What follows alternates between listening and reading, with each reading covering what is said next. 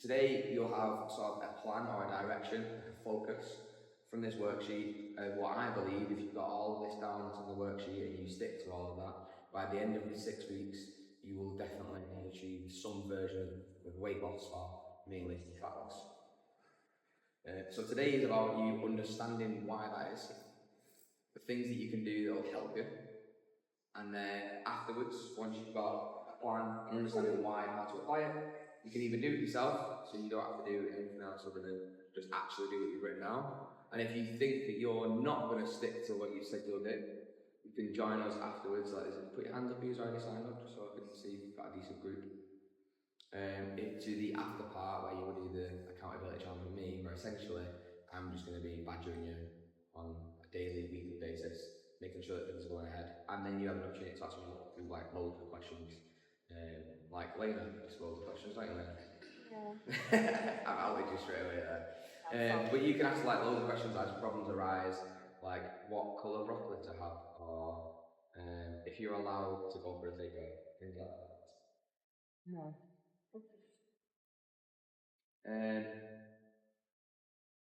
So today is about getting a focus for what you're going to do over the next 6 weeks. I'm going to caveat that by saying I'm just going to talk about the principles of fat loss.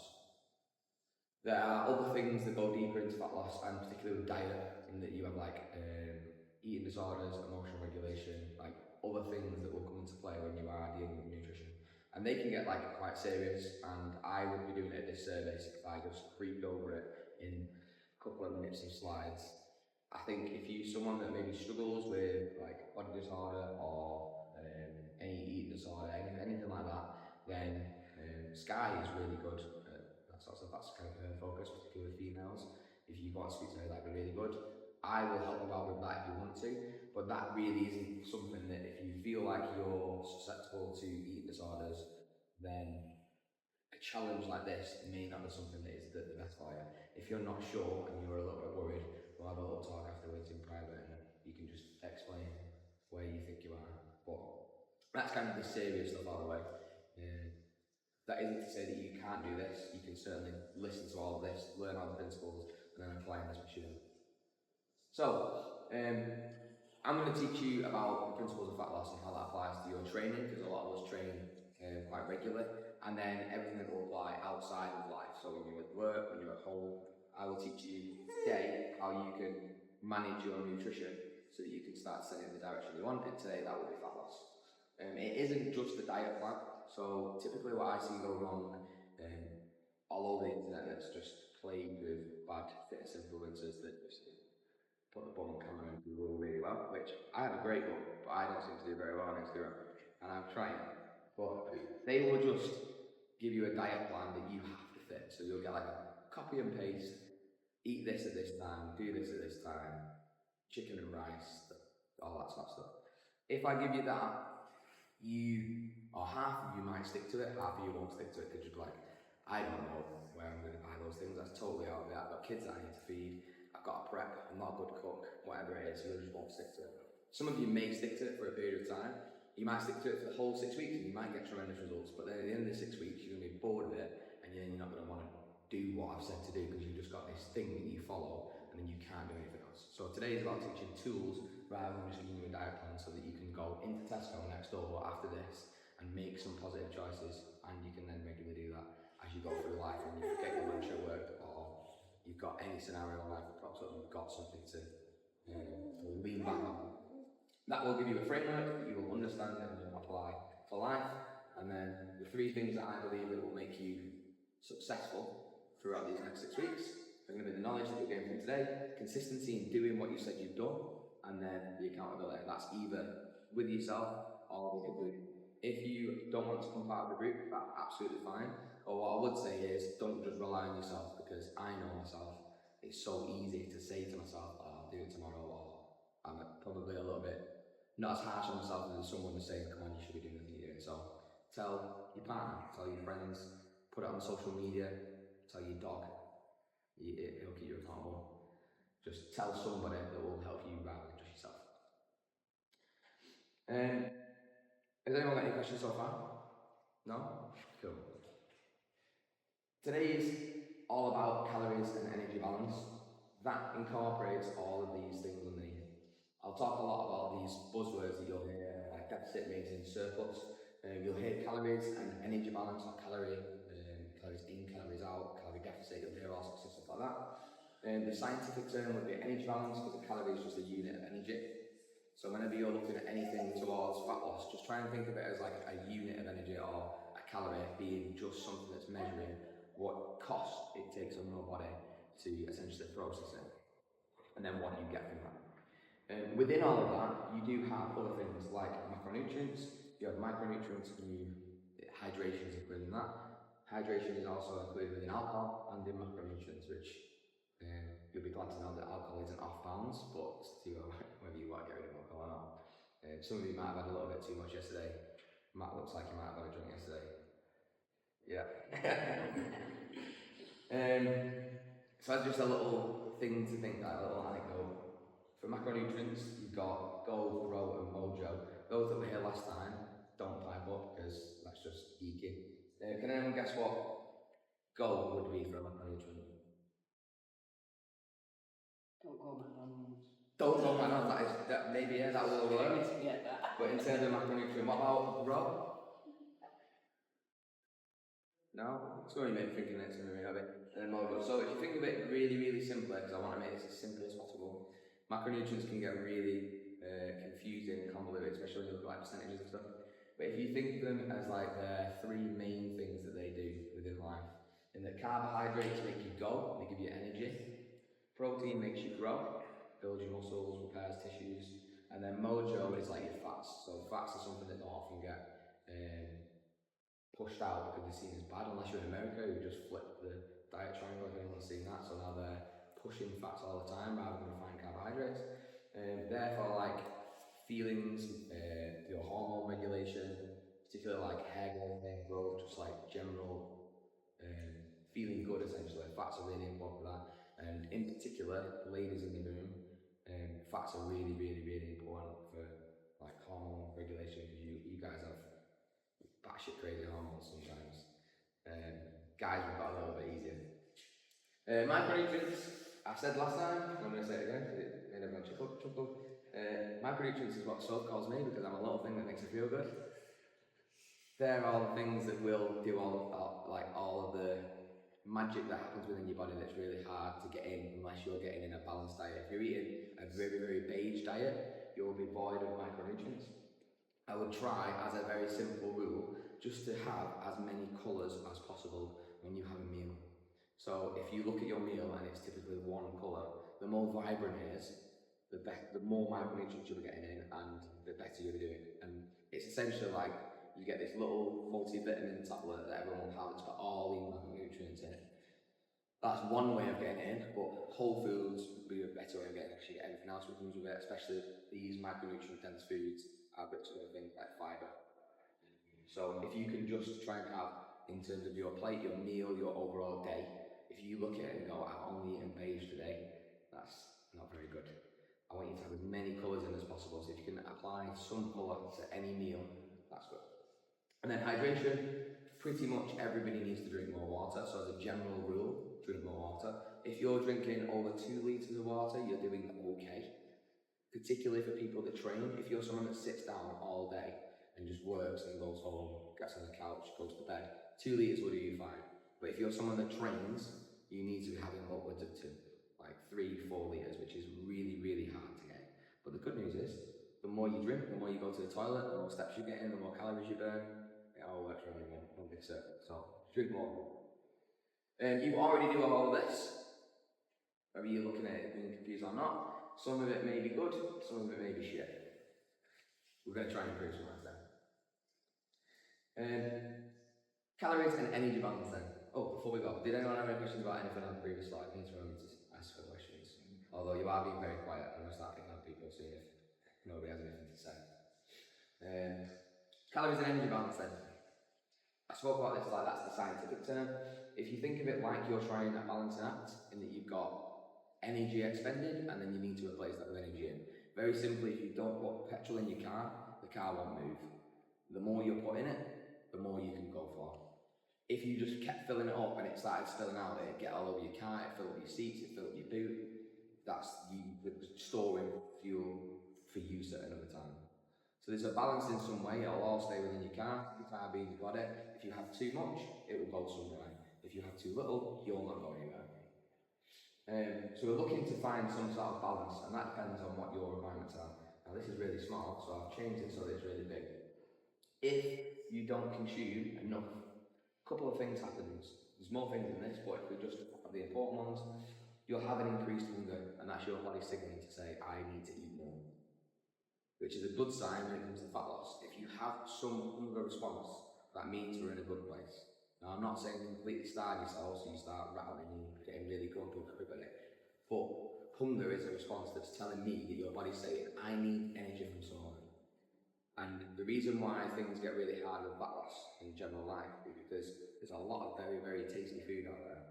Now, if we just rewind back to, I don't know, 200-300 years ago, when all you had was the foods that were in season, nobody was binging on a bag of potatoes with it. If you had McDonald's around, I'm sure people would go to McDonald's. If you had takeaways, sweets, things like that, you go for the easiest thing. Your body wants the easiest way to get energy back in. So if you're finding some hunger, that's something that you need to regulate, and you'll be predisposed already. You'll have habits of going for things that are really easy, like chocolate bars, crisps, things like that. So we need to think about ways that we can regulate this hunger hormone and not just give in to it. Or, if we can, almost suppress your hunger a little bit through doing other things or managing it so that it isn't too much of a hunger response, so you're not absolutely ravenous. Your body will start to use its energy stores. So you have energy stored up in the form of glycogen, which is essentially like carbohydrates, fat, which is your energy stored up in adipose tissue, like called like triglyceride cells, so there'll be things that just store energy, and then you have energy within your muscles that can break down your muscle, but this is last in line, and this won't start to happen unless you've been sedentary for like 2 weeks before your muscle starts to degrade. So when you go away on holiday and you go, I feel so weak, it's not because you've lost muscle, it's probably just because you're not used to training, you've not got momentum, you feel like you've got weaker. So the good news there is if you can curb your hunger, you'll start to dip into your glycogen stores and your fat stores, which will mean you'll start to lose fat, which we're all looking to do. On the other side, if you consume too much energy, which is putting you in the position that you're in, you will have decreased hunger because you'll be full. But who has been not hungry at all and continued to eat? That should be everybody. Everybody has not been hungry and they've continued to eat because things are really, really tasty, and as intelligent as you all are, we are not as intelligent as these massive companies that pay people literally millions and millions of pounds to design a packet that makes you want to open it, to make foods that are super tasty, to keep putting in your mouth so that you go and buy some more. They don't care about your body composition, they care about money. So we need to almost like fight against those urges, those things, those psychological tricks that do make you continue to eat when you're hungry. Because like I said, if it was 300 years ago, nothing would make me eat more than one potato or one apple or whatever it will be. And then on top of that, you would have increased body stores in some way. So if you're putting more in, you'd scale it the other way. Your increased body stores would be in the form of glycogen, or more fat, or more muscle, depending on which way you want it to go. So you have to be in some sort of balance in the opposite side, so that your body will start to balance the energy in some way, and it'll start to make tissue, it'll start to store energy in some way, so that energy gets used. So it's all about this balance. The good news is that you are in control. It's up to you, depending on what actions you take, which I think is on the next slide, yeah. Depending on what actions you take, you can decide which way it goes in. And again, if we make it really, really simple, a fat loss tug of war, you're in a constant tug of war between fat loss, whether you lose or gain weight. And it's always about your decisions that you make. Consuming too many calories and not being active will pull your weight towards the gain weight side. It might be by a little bit, it might be by a lot. If you are active and you control your calories, it will go the other way and you'll go towards losing weight. Which is why on your sheets, we've got a lot around controlling your calories and then your activity and all, which will be a huge focus for these next 6 weeks. I'm not expecting everyone to leave here tomorrow and do a 10k or start doing loads of stuff. What I do want to do is just start to make little improvements so that you start to do a little bit more than what you are doing. There's Because if you're doing something now, and hopefully some of you have started to see a dip in weight from the new year, you can start to bolster on little bits and stuff like that. You'll start to have more pulling you in this way. So the more we can get on this side, pulling you that way, the better results you're going to have. So the energy going in, said you're in control. Everything that goes past your mouth, get that thought out of your mind, is all energy in. And you're in full control of what goes past your mouth. You can control that by sheer willpower, keeping a food diary, which I would be my preferred method. I think being mindful around things, apart from, I find it extremely tedious to keep a food diary. I don't know about you guys. Some people love it, some people don't. I know Soph keeps everything, well, she used to keep everything diarised. And some of my best clients that I work with will have everything to the letter written down. And I actually think, I didn't used to think this was the case, I actually think a lot of that is just due to mindfulness. Because it's so easy to have something like that selection box that's still on my kitchen counter that every time I walk past, I started eating the chocolates that nobody likes, unless you're a weirdo and you like brownies. So I'm not eating them. I've started chipping away at those, and that is because I'm not being mindful. Now, if I had to write it down, and there was something in me that made me write it down in a food diary, with my fitness pal and that, or if it were just old school pen and paper, I probably won't eat it, because it's just too much effort, and it's making me question, do I want it? Is it really something that I need? Portion control is something that you can do away from your food diary. You control your portions. If you've got a partner and they're eating more or eating less, you can give them more on the plate. You can just reduce your plate size. You can have a little bit less than what you would normally do. As a rule of thumb, if you look at something and you think, I don't need that much, just put a little bit in the bin before you start. And these are all, this is why I talked about this isn't for eating disorder things, because that is stepping in the way of feeling a little bit silly. But for the next 6 weeks, if you're somebody that just fills the plate for no reason, when you go to say a buffet, or I know I'm saying if I have a tin of beans, I will have the full tin of beans. I never want a full tin of beans, but I don't want to put half a tin of beans back in the fridge and keep on it. I just have the whole thing. Same with a packet of crisps. You'll easily just smash through a packet of crisps, whether it's one size or a share size. Minstrels, does anyone like minstrels? Yeah. No matter the size of a packet of minstrels, I will eat them all. So I need to find some way of portion controlling in some way. So I have to pre-take some out, because if I think, I'll stop halfway, I'm never going to stop halfway. And I know you're all the same. Some of the restrictions, you can say, I am not having alcohol for the next 6 weeks. I am not having chocolate. I am not having things that you think you probably binge on. And that is simply due to calorie control. Because somebody in here has just thought, I'm not having bread. And if you haven't thought it, you've probably thought it before. Bread isn't something that has this magical power to make you gain weight. It's also not really something that's calorie dense, but it is something that is present in almost every single meal. So it's something that if you said I'm putting out bread, you would cut out a large amount of calories throughout your day, because you then swap your chicken butty at work at lunch to a chicken salad or chicken and rice or something like that. So typically bread is something that is an additional part of a meal that you could cut out, but it isn't because bread is bad. And then swaps. The really, really boring swap that I like is I prefer rich teas over digestives. I hear you all gasp. I know. Yeah. That thing right now. They've both got a lot of sugar in it, but they pretend they don't they? Yes, but if we move away from sugar, digestives do have more sugar than rich teas, but sugar, again, is just another form of energy, isn't it? So no matter how much sugar is in it, I'm just bothered about the calorie amount in it. And I could have 4 rich teas to 1 digestive. And I feel like I'm spoiling myself. I get 4 biscuits rather than 1. Yeah. But I know I'd easily consume 4 digestives. Every morning, sneaks it to my dog. Yeah. Dogs do love biscuits. He loves rich tea, yeah. So there's loads of different swaps that you can do that will just chop things out. There's extreme versions or there's really, really simple versions. It could be switching out your normal ketchup for low sugar and salt ketchup. And it isn't because sugar and salt is bad, it's because sugar and salt contain more calories than the artificial sweetness that they'll put in. So you're just reducing your calories in some little way. But again, if we do loads of swaps like that, it all adds up. Any questions? No? Everyone following along? Yeah. This one then, this is probably the more interesting one, in that this is things that you don't control and you can control. So this is energy out. This is the amount of calories that you burn on a day. This is what your watch says incorrectly every single day. This is what the bike will tell you incorrectly every single day.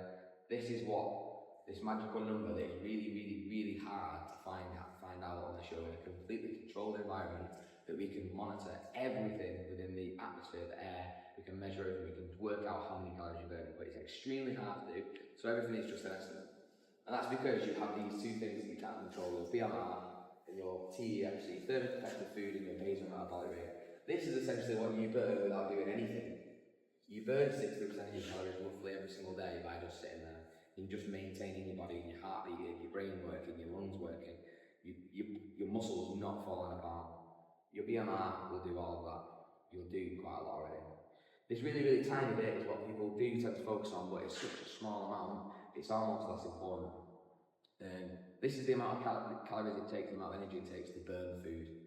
So if you have a really, really high protein diet, you will burn slightly more food than if you have a really high carbohydrate diet or a high fat diet. Protein is just harder to break down, so if I give you a ball of sand and they say there's a bit of money in the middle, it's really easy to get away. If I give you a ball of concrete, so there's money in the middle, it's really hard to break it away. So the ball of concrete represents protein, and you have to work really, really hard to get to the money in the inside. If it was a ball of sand, you wouldn't have to work very hard at all. It's the same for your body for working away from carbohydrates or working away from protein. It's the cost that it takes to get the energy inside, the money inside. But these two things are the things that we can work on the most. It stands for energy, activity, thermogenesis, which sounds really, really fancy, but it is essentially the amount of energy it takes for you to do activity. And the N stands for non, so it's either non-exercise or exercise. You do exercise in here for an hour a day. Some of you do more. Something that you say, I'm going to work hard for an hour, and you don't have any other choice. That is the easy part. The hard part is doing the non-exercise part. It's making sure you're standing up at work. It's making sure you're parking a little bit further away from the shops. It's making sure you carry a basket rather than push a trolley. It's making sure that you tidy the house more. So, tidy the house more. She knew that was coming. Yeah, that's why she went in there. The things that you can do that you don't consider exercise, and the easiest one is going for a walk, are going to have actually more of an effect than what you do inside the gym. People wildly overestimate the amount of energy they burn inside the gym, and wildly underestimate the amount of energy they burn in the other 14 hours of the day that you're awake. That is where you're going to make the most damage in terms of fat loss. And the good news is you don't have to do that much. You don't have to put yourself in the bin in here to try and find the biggest energy amount that you can spend so you lose the most amount of fat. What you can do is do the small things every single day, and that is going for a walk. If you say you're at work and you're someone that does sit down a lot, could you walk up and down the stairs on the hour every hour? Could you just make sure you have a standing desk? Could you have one of these cool walking desks that are about things that just make you move around? If you think, I can't be arsed walking to the printer to get the thing that I printed off, could you go backwards and forwards and take each page one by one? You get paid to do that, and you're burning more calories. You'd look like an absolute maniac, but you're doing all these little extra things. I would say this is where we can most affect fat loss. So just try and be a generally more active person. And if I said to you, think about somebody now who is really, really skinny, and hopefully most of you will have thought of somebody that is a little bit scatty, never sits still, always fidgets, kind of talks all the time, a little bit crazy. They're the type of people that probably do go to the gym, but they spend a lot more time while you're sat here. Some of you are moving, some of you aren't moving. Part of that is because it's really, really cold, but in moving, somebody is burning more than somebody who isn't moving. So if you can just keep moving in some way, start moving, there you go. Someone start fidgeting. There you go. So they're all things that put you in the right direction, and that will pull you to the wall in the right way. Spoke about this bit, the amount of time. So your general activity is this. Everyone happy with calories out? Yeah. So then fat loss. This is where we're maybe going to do a little bit of writing down, so we can kind of engage a little bit, switch your brains around.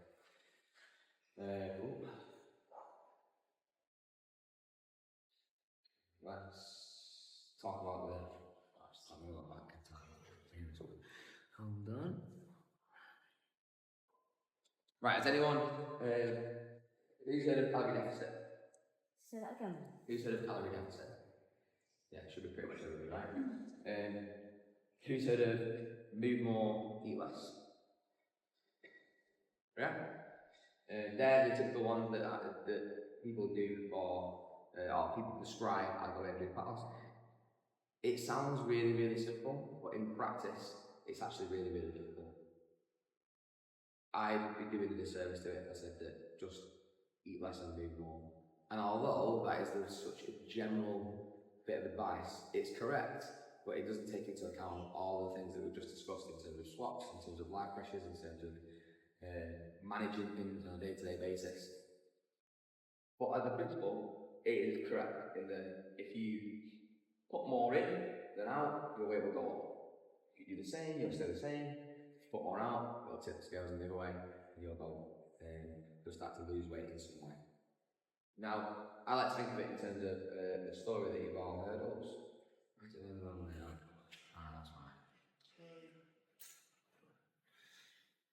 I thought I was being a bit clever bringing my mouse on.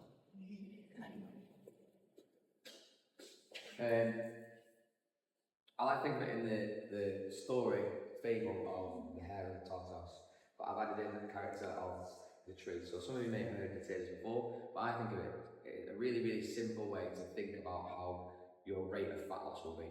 So you can either be the tortoise and the hare or the tree at any point in your life. You can decide which one you want to be depending on what your life is giving you.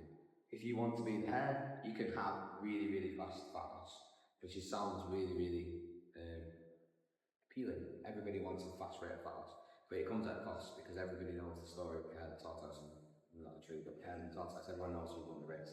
You can go slow and steady, but again, that does come at a cost. And the tree is our like safety net. No, I have done something wrong with the mouse now. I can't get it the right way. There we go. So let's talk about the hair first. You'll have fast fat loss, you'll be doing everything right, you'll be doing loads of activity, you'll be training twice a day, you'll be eating less leaves and just managing this crazy hunger that you've got, but your fat loss will be coming at a really, really fast rate. You'll also create loads of room for error. So if you do have a very, very fast rate of fat loss and you're doing everything right, and let's say, just so it's really easy to understand, you're training for 4 hours a day and you're burning a tremendous amount of calories, you're creating a huge margin for error.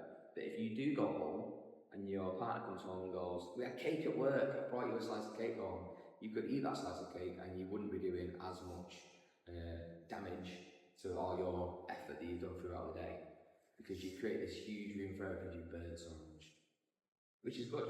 These are two good things. But it's very, very hard to maintain, so I don't know about you lot, but unless you know, I have no idea how you train for more than an hour, maybe 2 hours a day. And you also risk burnout. It's really, really hard to keep this up, but it's really, really taxing on your body.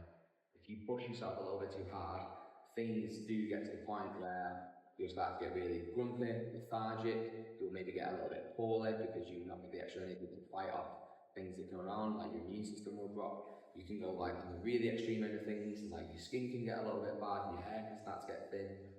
Loads of things can happen when you're pushing it a little bit too hard. So it means that depending on where you are in life, you could do this, or you might not do it, you might switch between the two. The tortoise then is really good, it's really sustainable. You can do that for a very long time and not really feel that it's that hard. You can just go nice, slow and steady.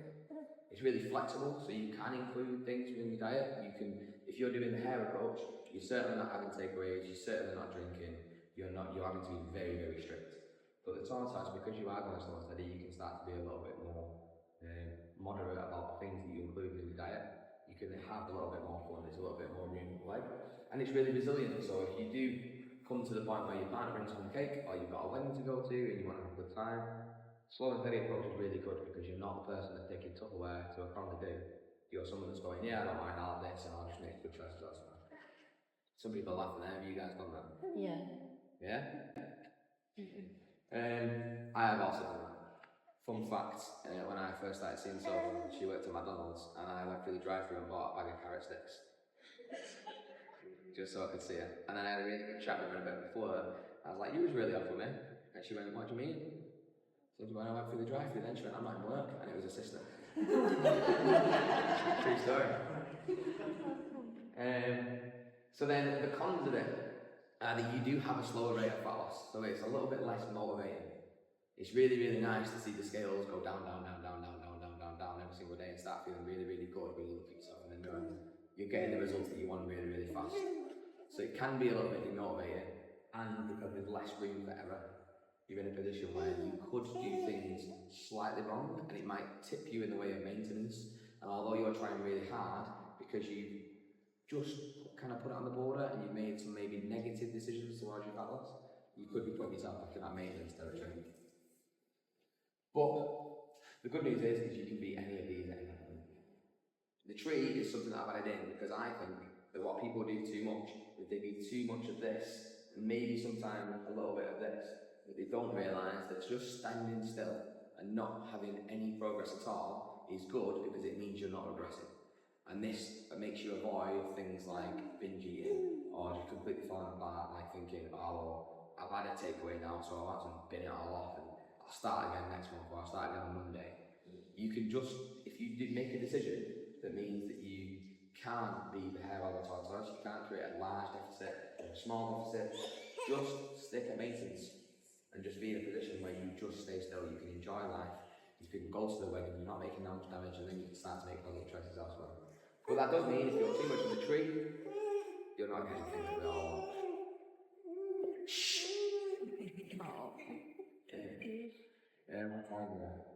Ooh, wow, we're about to fly through these.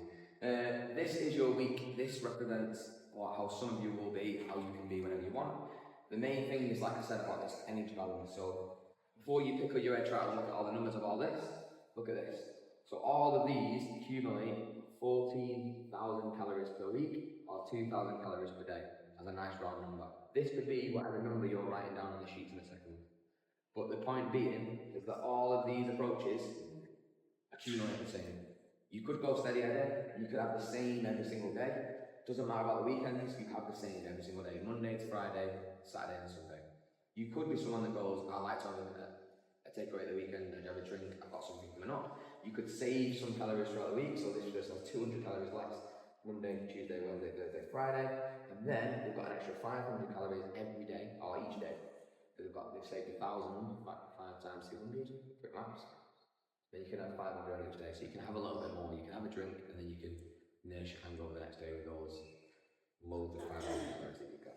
Or you could be someone that has more active days, so you can have more on one day that you're being more active, and then on your rest day you can have a little bit less. Or if you know you've got something big coming up, you can have a little bit more on them days. Or you could have treat days, where one day you have something extra, and then you have something less the next day. Or you've got, again, an event coming up the weekend. So this person has quite undulating calories, like they're all over the place. But the point being is they all accumulate to the same. So it's called calorie budgeting. That's right, it's wild, isn't it? I think of it like saving money. If you spend your whole wage on the first day, when you get paid, you have a great time, you're living like a king for a couple of days, but then you're living like a pauper for the rest of the month. And the same applies for your calorie amount. Your body doesn't care that 24 hours starts and stops, but just to make it easy for us to understand, 24 hours is a nice way to reset your calories, or you can look at it across a week. You can have your total calorie amount for the week, which allows you to budget a little bit more if you've got something more on one day that you need more calories for. So don't blow it all on payday. Be aggressive when you need to be steady when you need to be, and just stand still when you need to be. You can go between all of these things. That's why on the sheet, just for time actually, we'll do it all at the end. You've got the number 22, 25 and 30. 22 puts you in the hare, 25 puts you in the tortoise, and 30 puts you in the tree.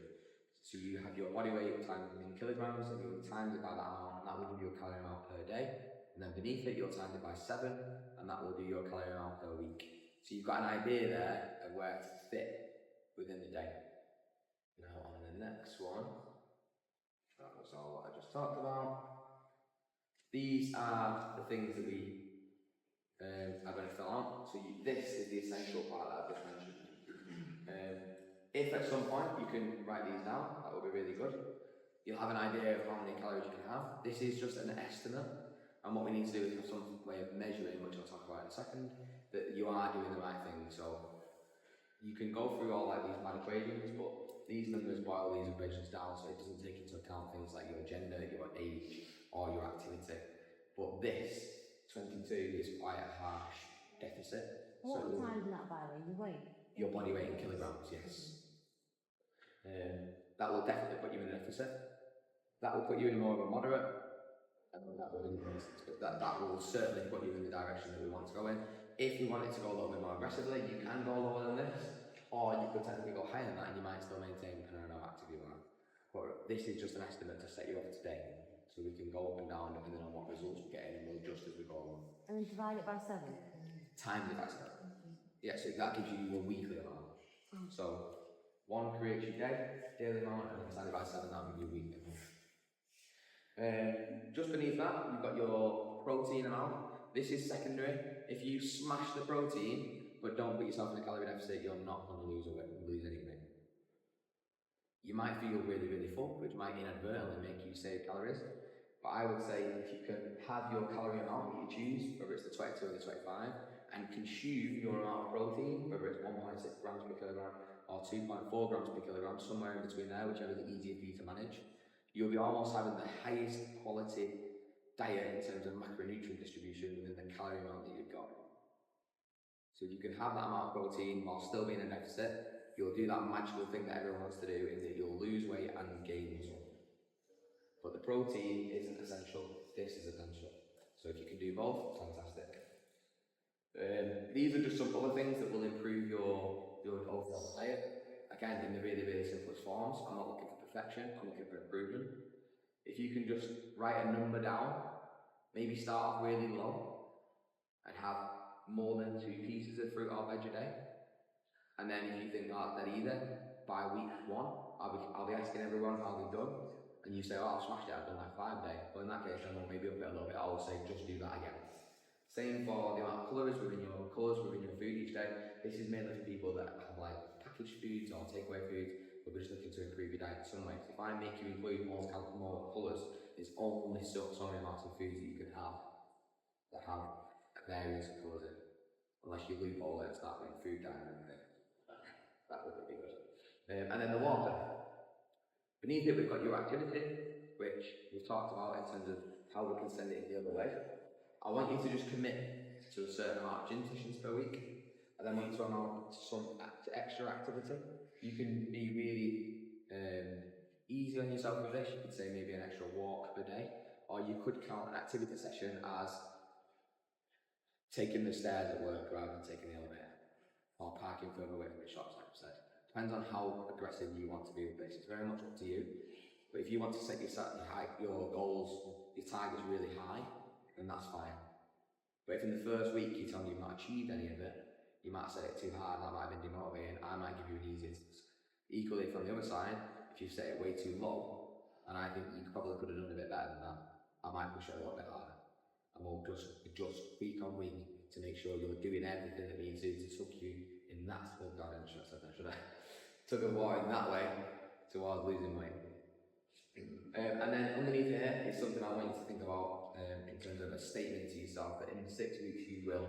So it could be an outcome goal, it could be I will lose a certain amount, which I don't think is the best thing to do, but people will mark because of that. I think a better one would be I will be consistent at least Monday to Friday. I will do at least my calorie amount and my gym sessions.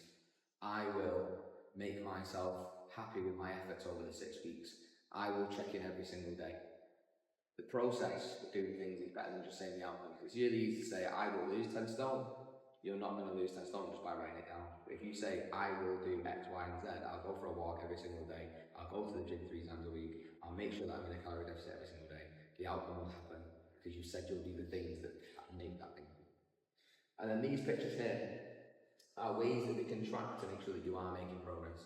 So the same way in the gym, if none of you were getting stronger, if none of you were getting fitter, you'd cancel your memberships, you'd leave, quite rightly so, because we would be crap at our jobs.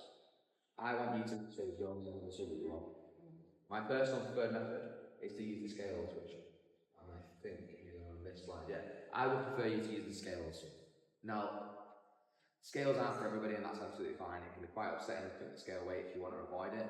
But for me, if I'm being harsh with you all, and I'm not the harsh person in the world, I'm fairly nice. But if I'm being real with you, your scales just tell you what you weigh when you step on them or not. In the same way, I hate looking at my bank account because I don't want to be that far in my overdrive. I want to not look at it, but that doesn't change my bank account. It's always going to be that. So if I step on the scales, it just gives me a bit of awareness. And I'm going to use that positively. If it's in a way that makes me feel upset, then good, it's fuel to actually do the right decision. I look at it, it's going in the direction I want it to, good, it's motivation to keep doing the things I am doing. And this is I've changed this, updated it to Carly, who I've put on Instagram, you've seen. She was getting ready to get married, and she's done amazingly well. And she's fit every single day, and she's tracked. And you can see that it's up and down, up and down, up and down, up and down. And we've been in conversation the whole day, and we've managed some of these ups, and we've also managed some of these downs. And as much as the ups are quite upsetting, when she looks like she's put on weight, also, when she looks like she's lost weight, she probably hasn't lost fat, she's lost weight and water weight. She's maybe gone to the toilet before she stepped on the scales, she wore different clothes or no clothes, like things happen that mean your weight changes in different ways. So it isn't all just about fat loss, this is your overall weight. And by measuring it every single day, we get a more accurate representation of what your body is doing over the course of weeks. And I look at it more in terms of these brackets that I put around each one, so from the highs to the lows. And we're looking at making the highs lower and the lows lower. So every single time we've seen that it goes down in these blocks. So you'll have a peak, but then we'll have a drop. We'll have a peak, and then we'll have a drop. Peak and then a drop. And if I only got her to measure on one day every single week, let's say a Sunday, and that Sunday happened to be that top end there and that top end there, she'd be extremely demotivated because she's had a really, really good week, she's tried really hard, but her weight hasn't changed. So why should we do the same again? Well, because we measured every single day, her average weight, if we take all of these into account, is actually trending downwards. So now, because we've been a bit real about it, we've talked about it, and we've managed the emotions that come around it, she's now been able to continue and manage. And by the time we got to here, she was like, I don't care that it's gone up, because I know that something's going to come down, because I'm doing all the right things that's going to make it keep going down. So it's helped us step away from the emotional connection to the scales and looked at it more realistically and actually started to make change in a positive way. That being said, I do understand that scales aren't for every day, and that's fine, which is why on your sheets you've got other things. So you've got pictures, so you can take a picture, so you can have a subjective measure, you can look at two pictures and say, am I changing? It takes a little bit longer to see visible changes. You've got clothes. I like to advise everybody to put a set of clothes out. I've done this for you before, I think. Get a set of clothes out that you want to fit in or feel good in, or that you used to fit in, or something you can try and regulate, and you can feel the change in clothes without checking your body weight. That's another good way of doing it. The next one is it stars and rating? Yeah. You can rate your day. How much have I done today that's took me in the way that I want to go? Am I happy with my day? Am I not happy with my day? And if you look across the week, you've got loads of 1 stars. You can have whatever you want. You can have smiley faces. You can have, I think I've got flames on there, something cool, a bit of flare. Oh no, flames is something else. But you can have whatever rating you want, whatever appeals to you. So you can look across the week and go, am I doing the things across the week I want to have done? And when we're talking within the group, you're going to have some of these measures to say, how's your week been? Look across the week, what's been going on? Have you had a good week? Why is that? Why have you had a bad week? Why have you had a good week? And then the other thing that playing the streaks, so it's like today's a good day, I'm going to try and get as many good days as I know as I can. So we're going to try and go day on day on day. How many times have I exercised? I've got a 7-day exercise streak. And I want to keep that up because when you get so far down the line, you don't want to drop off. And they're all things that will take you in the direction you need to do it. And then I've got diary and smiley faces. Yeah, so the diary thing talks about rating, but you could, if you have to write down about things, you could write your feelings down, you could write your energy levels down, you could write the things that you've done that worked well, the things that didn't work well, the things that got in the way, someone beats at you before and you got really upset, so you end up having a crisp. Loads of things you can write down. That will all give us information to work on. And then finally, there we go. So we've I won't go over this bit because it's a little bit salesy, but you've got the nutrition targets, the approach, how you can apply them. Hopefully I've gone through some examples that you feel like I can definitely apply that from today. If you're feeling super confused or you think that at some point